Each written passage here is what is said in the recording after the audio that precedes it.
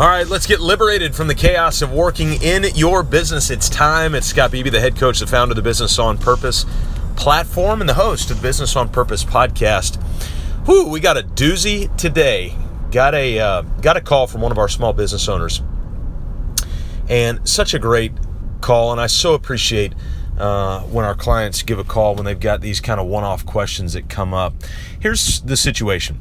They've got a team member who they're not quite sure is a fit or not.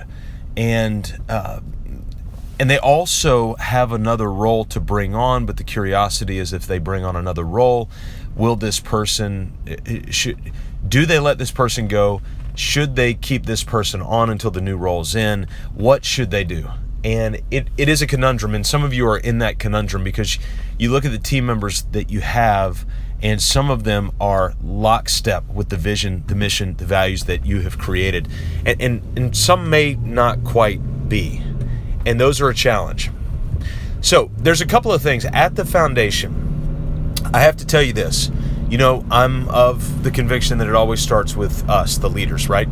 And so at the outset, if you've got a team member who you're not quite sure is a fit or not, the first place you have to look is to yourself, is straight in the mirror.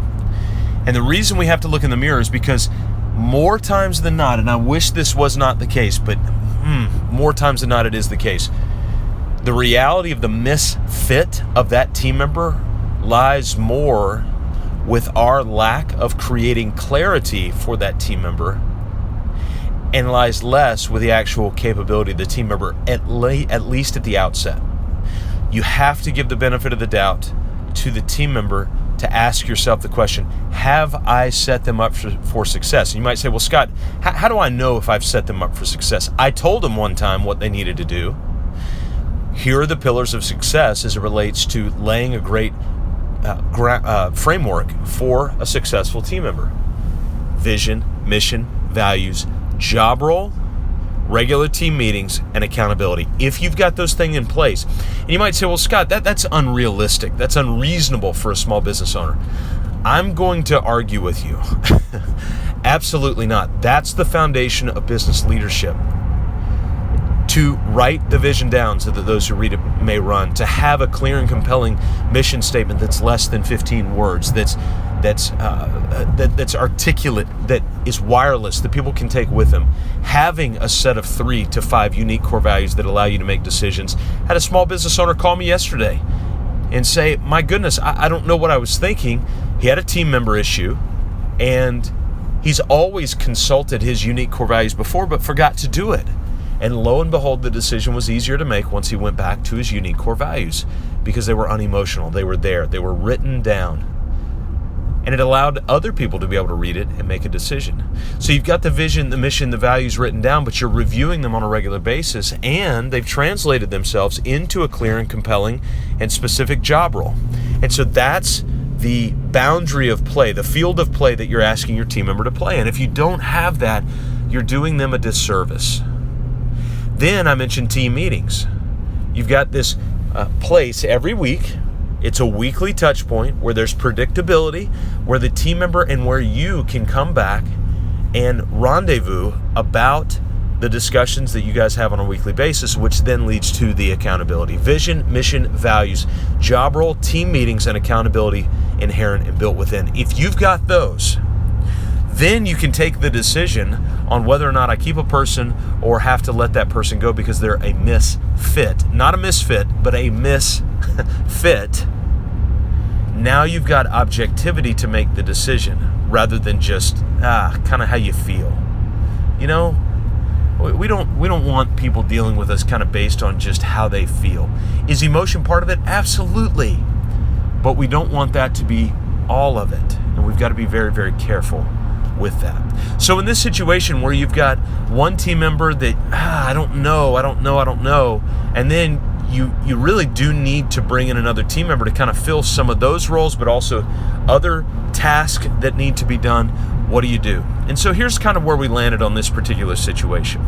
Over the next 30 days, and I'll be honest, it's hard because it's holiday season at the time of this recording. Over the next 30 days, make a diligent effort to make sure that there's clarity in vision, mission, values, systems, and processes as relates to the job role, team meetings, and accountability laid out for the team member who you're not quite sure about. And that way you give them every opportunity to be able to step up. That's number one. Number two, if you need another person to fill these tasks out, as long as there's vision, mission, values, job roles, team meetings, and accountability in place, then start heading that way. Start to recruit and walk through what we call the 7 steps to anxiety-free hiring. And we've got that, and we'll talk about that in another podcast, the 7 steps to anxiety-free hiring. It's a step-by-step approach for how to really, really do a great job of getting the right people in the right places, in the right seat, on the right bus at the right time. Use all those metaphors that Jim Collins talks about in Good to Great and Built to Last. And so it's kind of a both-and approach in this situation. Now, every situation is different. That's where we landed on in this particular situation. You might have a scenario that sounds similar, but the prescription may be a lot different. Depends on what you have in place. But the principles are the same, and that's what I want you to leave with. Is your vision, your mission, your values written down? Are your job roles written down? Is your team meeting happening every single week? We've even gone to a daily huddle. Talk about that maybe in future podcasts and what that looks like. And do you have a process of accountability? If you don't have those things in place, I hate to tell you, but you're doing your team a disservice, and they're going to continue to frustrate you. And so you've got to be able to lay that out, because that's what's going to allow you to sniff out success or not necessarily meeting the standard of the bar that you've laid out. I hope that makes a lot of sense. You know, it may sound overwhelming to you, but I promise you, if you've got a process for it, it becomes habit. And that habit leads to the ultimate success which you're trying to get to. So I want to encourage you.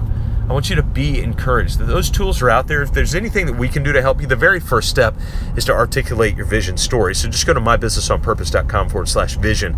We've taken our entire vision template, vision tutorial. We've got that up there for you. And as long as you're willing to put in the sweat, the hard work to get it done, we've laid out the tools just for you. We'll see you next time on the Business on Purpose podcast.